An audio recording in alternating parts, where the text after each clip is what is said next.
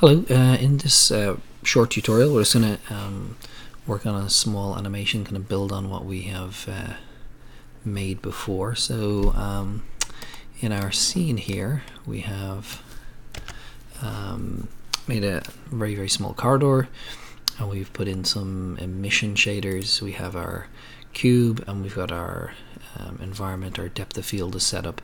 So I just want to add in, we've turned on in EV volumetric, so just here in the world settings, let's add in a volume scatter shader and bring that into volume, and we'll make it a bit blue, and then we'll bring this back to say 0.1, and we'll kind of work on that from there. So we've got our volumetric shader. Now what's interesting is when I take this out, we have the light from the point light illuminating our scene. We can't actually see the source of that light. When we turn on our volumetric shading, we can see that that's there. So if I select the point light, might need to move that or to justify, like, where is that light coming from? Is it just additional light coming from the side?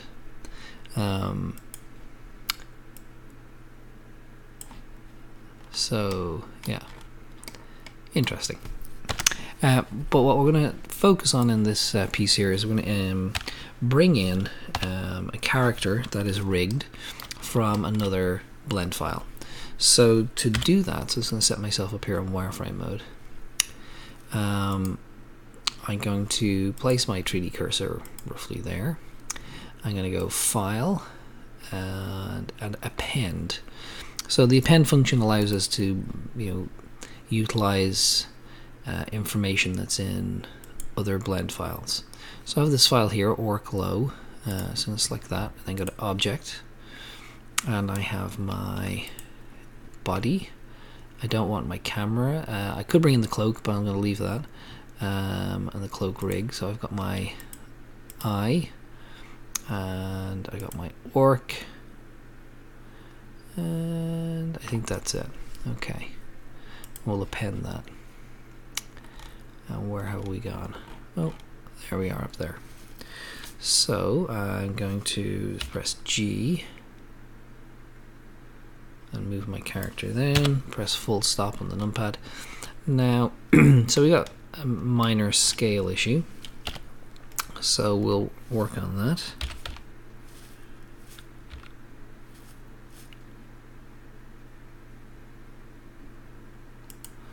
Okay, so I'm going to take the skeleton, select it here, and I'm going to scale it to say 0.3. and we'll see in terms of scale how that works. So that's not bad. Maybe it needs to be a wee bit smaller. No, probably a wee bit bigger. So S2,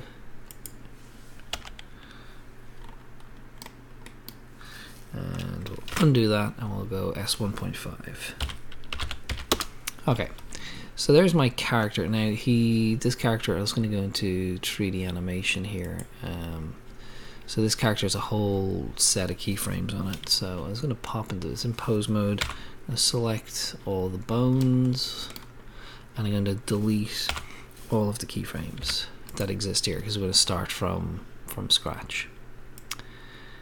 Okay, and just checking that the ones I've already made. Yeah, I just want to delete all the keyframes. Okay, now, and so I'm going to press Alt-O and Alt-G, which is to reset all of the rotation and movement of the skeleton, of the bones. So go back into object mode, and we'll just position our character. So we'll go G, Z,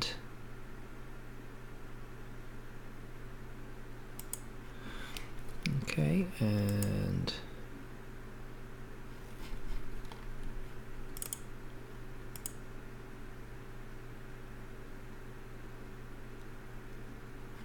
hang on. Okay, so I'm in edit mode. So it's going to turn off this subsurface modifier so the character will have far fewer verts. Yeah, so I'm going to take my skeleton here. I'm going to go into pose mode, Alt or and Alt G, and then we're going to rotate it on the Z axis. So rotate on Z minus 90. So we're facing forward. Okay, so let's redo my Alt or and Alt G there. So I'm going to take this cube and delete it. And take the skeleton, and we're going to go into pose mode. And Alt or Alt G. And so this is sort of our starting position for our skeleton. Now you can see, if you look at previous videos, I kind of rig this guy with his arms out to the left, so I kind of reposition them here.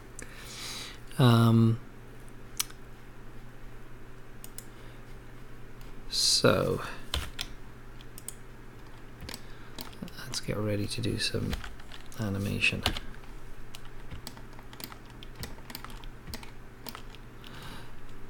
So what we would normally do is we would so we would go here to the dope sheet.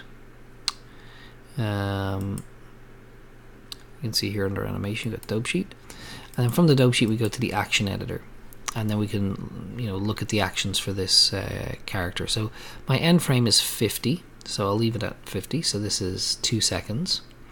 So let's get this guy to walk for 2 seconds, but he's going to walk on the spot. So it's going to, when we render this out, it'll look slightly unusual because he'll be like sort of a moonwalk.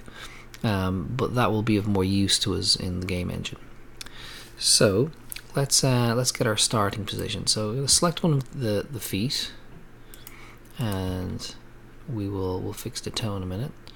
So we're trying to get him into sort of a starting position for the walk.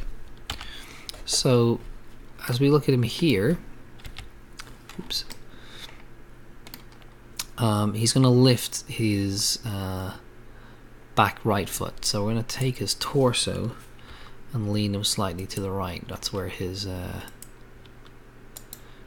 weight is sort of going to take him. And we will bend an arm a little bit. And he's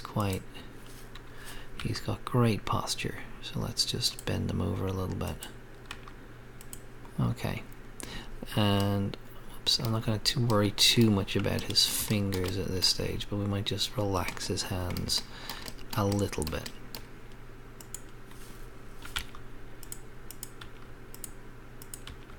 So we can come back and tweak this if we want. Just don't want him to look like he's got robotic hands. He's going to look a bit strange anyway because he's only got 3 fingers, but nevertheless. Okay, I'll do something similar over on this side, and then we're going to save this position.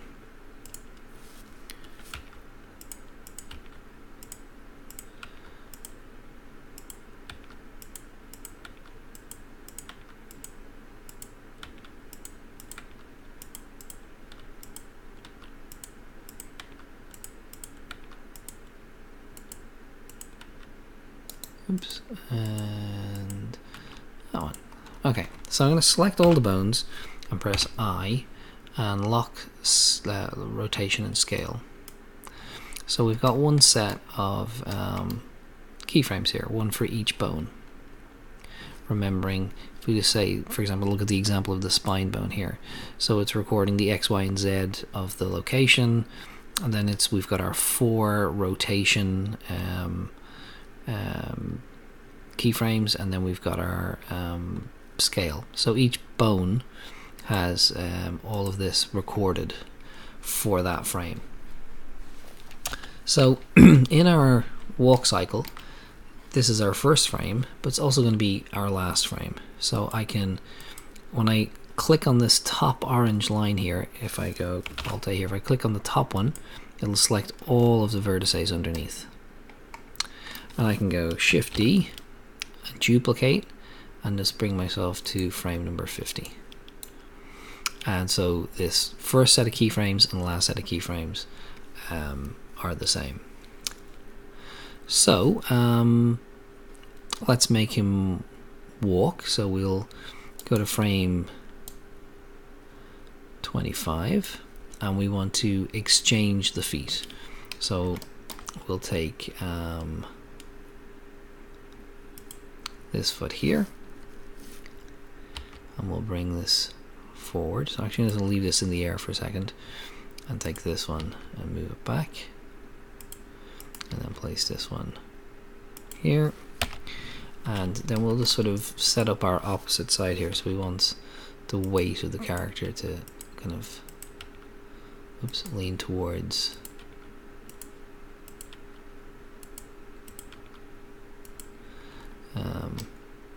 yeah. We'll select all of them and press Insert Keyframe on Rotation and Scale. So now if we play our animation, we've got a really poor kind of skiing action. So what we need is, if we go about halfway here, so this leg here, our left leg, is our standing leg. So it's this leg here, the right leg, that's going to lift. So about halfway through this, we're going to press G and lift that leg, but also the entire body is going to try and stand, and we'll try and keep this foot firmly on the ground.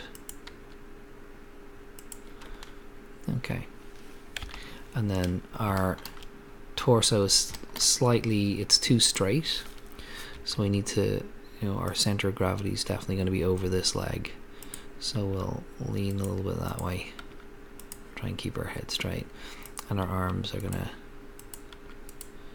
have maybe drifted slightly, kind of fall into that side. So we'll select all of that and insert a keyframe, and then we want basically the opposite of that. So we put our foot down, and then the foot that's going to lift is this one here, which is that foot. So somewhere around here, say 36, we're going to lift this foot up, straighten up the character. Now you can do all sorts of interesting things. You can give someone a limp, or you can give, like, make it quite specific to the character you've designed. So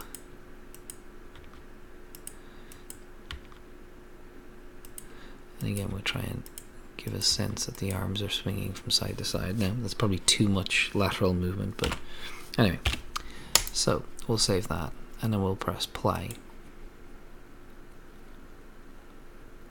Yeah, so the arms are a bit there's too much sort of animation, or he seems like he's not in control of them. And there isn't enough sort of left-right movement in the hips. So let's see if we can fix that a little bit. So we'll go to this frame here. We'll take our bend bone and we'll just see if we can not crash. That would be good. There we go. So I'm going to take this and just move them slightly that way and save that, and then on our kind of corresponding frame on this side, we'll take our bend bone and just move our whole body to that side, select it all, and remember that. Okay, we have a bit of a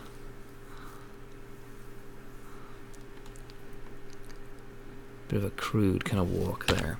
So this is sort of what your project requires you to to create, and this is not a perfect example by any means, but just in terms of the raw mechanics of it, this is what you're kind of required to do. So this is a 50 frame walk cycle. So if we wanted to animate this, so the first thing we do is let's look through from our camera's point of view. Let's slip out into shading here. So what we want is, we'll go to object here, we want to select from our outliner our focus point, and we want to move that along the y-axis until the character is in focus. So we'll just see where that is. Let's go back to modeling here. Let's see where, there we go. So we'll place that where the character is, so that's what's in focus. And turn on rendering. And the depth of field is just it's actually, the depth of field is not too bad. It's just too much fog, or just too much volumetric kind of. So we'll make this even smaller. So we'll go 0, say 3.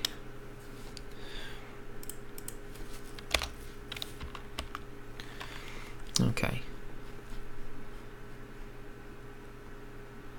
And I think just in terms of aesthetics, we shall move the character. So all we need to select is the skeleton.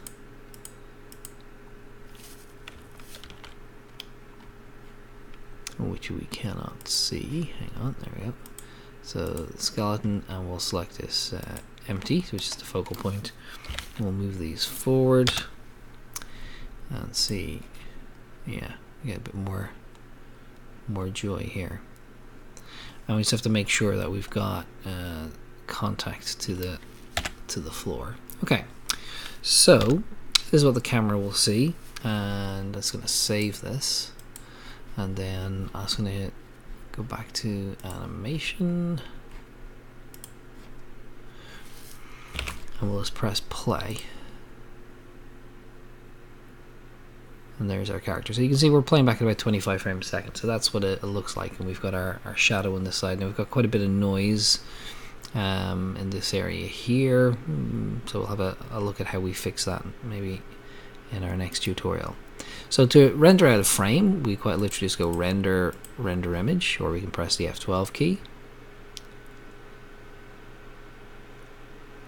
And we're 5 seconds, and that's what our character looks like. So slightly mysterious and a bit ominous with his 2 little white dots for eyes. And if we wanted to render out an animation, again, we just check that we have our path set correctly. So we're going to render to the desktop, and we are going to the file, give it a name, we'll call it walk1. And instead of saving it as a PNG, we'll come out as an MPEG video, and encoding, we'll make sure we're H.264. Okay, and then to render this out as a short film or a short movie, we'll press render animation. And then it'll take approximately 5 seconds per frame, and we have 50 of them. So you'll see it click through them. So we're on frame 2, and it'll go all the way through to frame 50. So we'll let that render. And when it finishes rendering, so I'll just hit escape here. And we'll have a look at maybe what we might get if we were to, let's see, we'll open this, we'll open up a project here.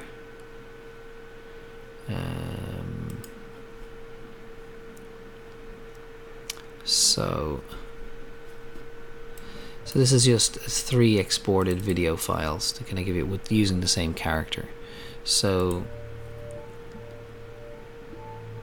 now this is if there's any sort of skipping and jumping, it's actually performance of the computer as opposed to glitches in the animation.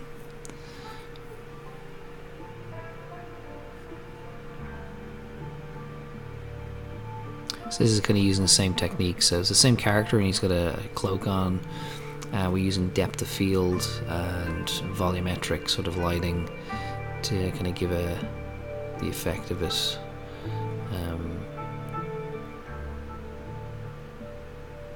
And so this is like it's a full HD render. This has actually been exported as a PNG sequence as opposed to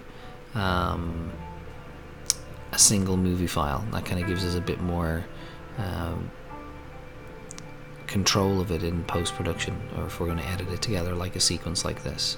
So you'll be going on to make a sequence like this, so like a cutscene for your game.